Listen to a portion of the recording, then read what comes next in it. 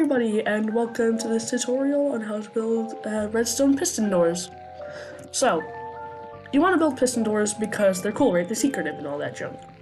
First things first to know is that wherever you place your block on this 2x2 of pistons, and there's one piston on the side, the block of your choosing is going to move diagonally across to where, so like if my stone is right here, it's going to end up where this red concrete is.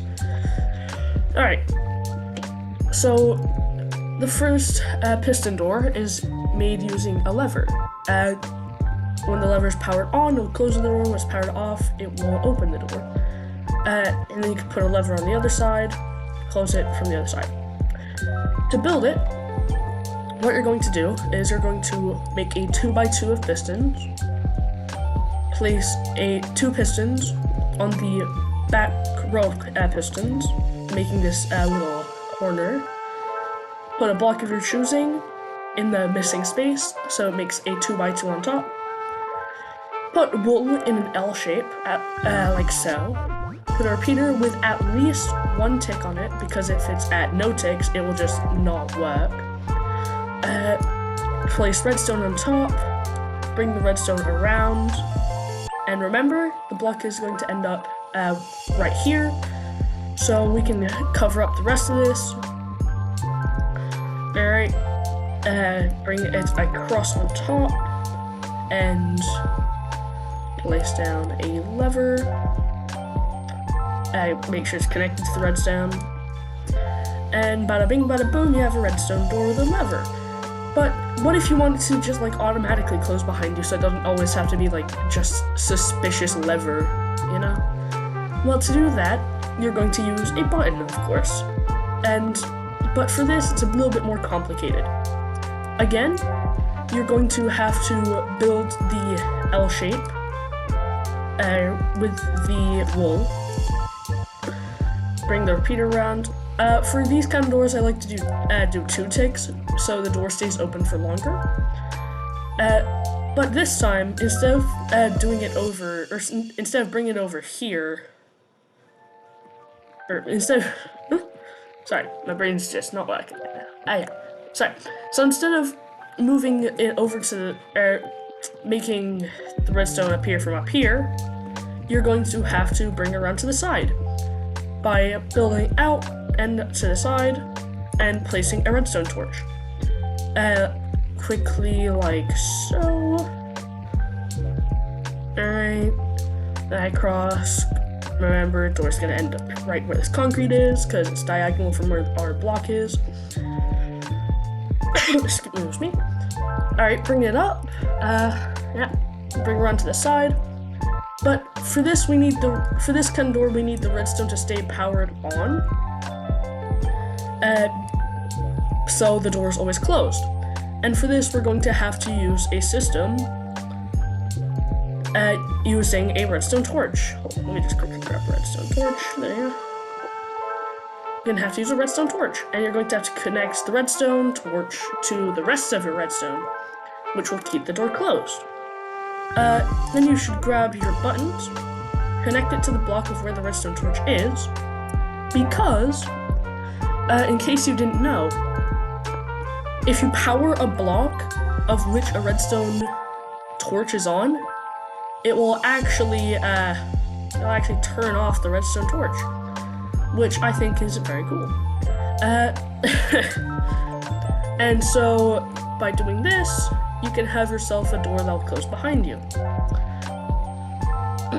So, now you want to make a 2x2, you want to make it a bit fancier.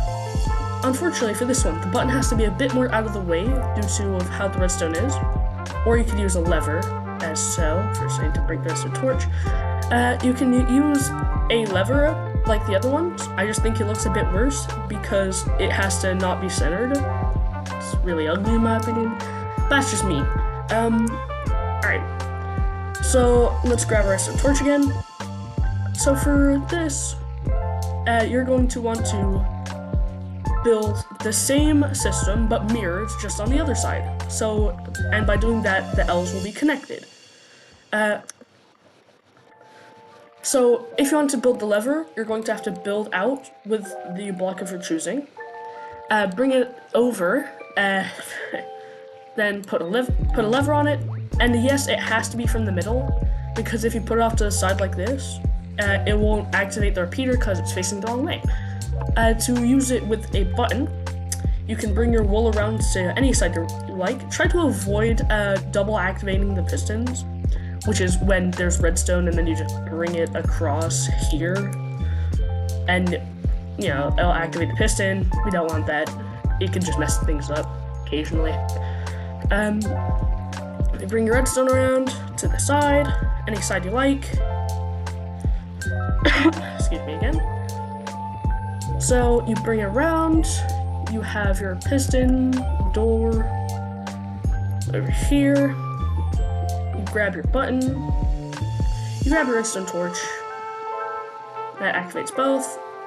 And then you need to activate or deactivate the redstone torch, which will then open the doors. And finally, for this tutorial,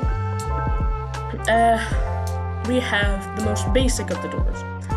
I don't like these ones because they're ugly, they're not as efficient, but if you don't want to go through all the trouble of doing all of that, this is the way to go. And I'll say how it leaves this little crevice, which is very obvious. So, what you need to do for this, it's just a very basic one, is you need to have regular pistons on top of each other, and then 1-2 blocks away of where you want your door to be, because this, hold on, let's grab ourselves some green concrete here, because let's say our block is here, it's going to end up here, then using these repeaters, it's going to end up back our block is going to end up back here, if that makes sense. So what you're going to do is you're going to put your block of your choosing on this piston to the side, and you're going to have your power source, like a lever or a button. Buttons work best for this one, in my opinion. Connected to the power source, that was going to connect the top pistons. Heck, it would probably even work. Ah, dang it! I forgot I moved my button. It'd probably work, yeah, if you just activate that, but then it won't activate the rest of the pistons. So yeah. Have your button connected to the redstone that's connected to both of your pistons, and then have it hooked up to 4 repeaters, and have those repeaters hooked up to the other pistons. So when everything is done, when you click the button, it'll go through the repeaters, move the door, and then it'll move the block across, and then you can just walk through. Alright. That's how you build the piston doors. And now, it's time for little tips and of how things work. So, make sure that when you're building these doors, you're not just powering the bottom piston, because if you're powering the bottom piston, it'll only activate the bottom piston. But if you're powering the top piston, it'll activate both, which makes everything very fluid and easy to keep track of. So, and also, if you're building one of these doors, make sure it's not set to 1 tick, because if you do, it'll break because the mechanism is not fast enough. It'll work fine when opening, or closing it rather, but when opening it, it won't move it back all the way. Let's break the walls here so you can see what's going on. Here you go. So this looks all fine, right? But the thing is, when a piston is holding onto something, like these stone blocks for example, it can't be pulled back. Or like when the piston is extended, it can't be pulled back.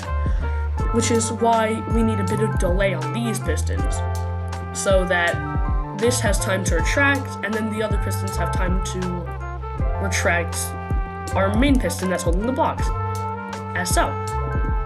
Anyway, that is how to build redstone piston doors. I hope you liked this tutorial. If you did, I'll make you some more, and have a great day. Bye!